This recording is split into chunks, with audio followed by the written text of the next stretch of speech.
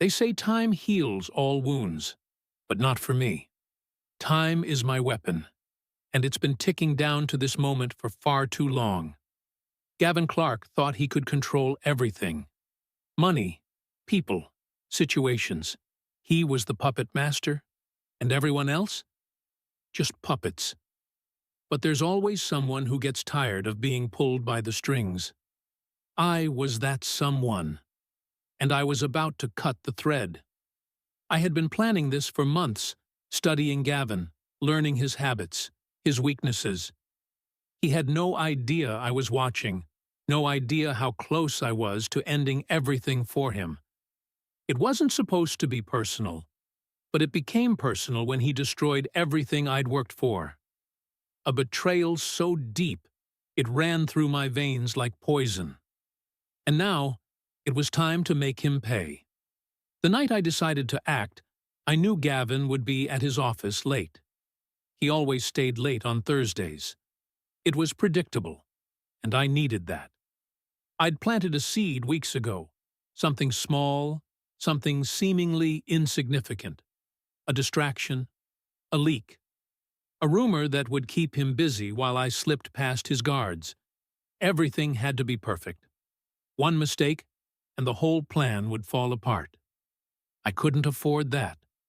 So, I took my time, watched him for the last time from across the street. His silhouette was framed in the window, his back to me as he sat at his desk. His empire was crumbling, and he didn't even know it yet. I crept through the alley behind his building, avoiding the cameras, slipping in through the back entrance. The building was eerily quiet. Only the hum of the fluorescent lights overhead broke the silence as I moved closer to the elevator. But just as I was about to press the button, I heard something. A voice. I froze. "He's coming. We need to finish this tonight." A woman's voice said, cold, commanding. I knew that voice. My heart skipped a beat. Evelyn, the woman from Gavin's past.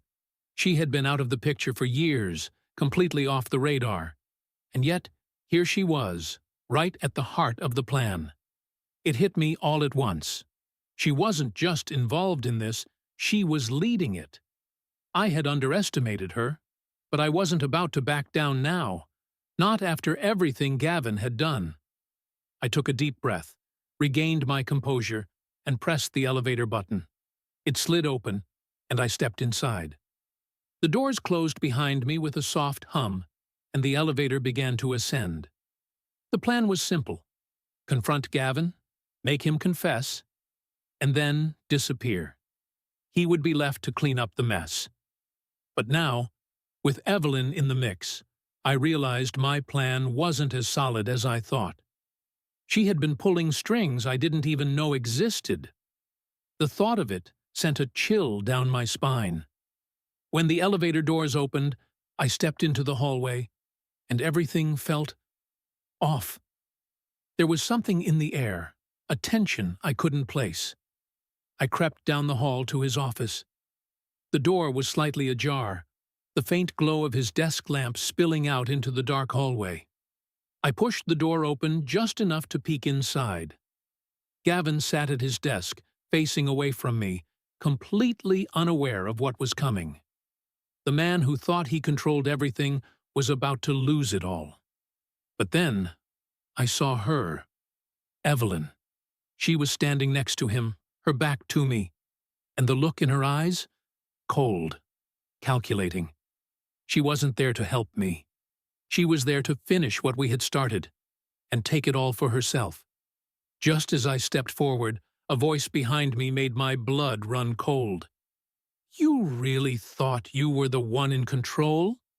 I spun around, and there, standing in the shadows, was Detective Harris.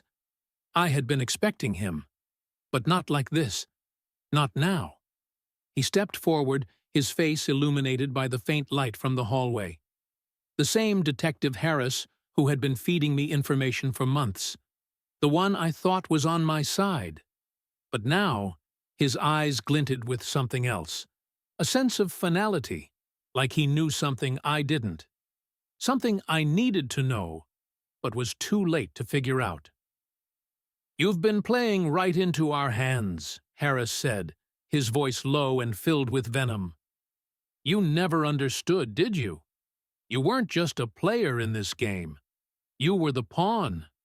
I felt the walls closing in.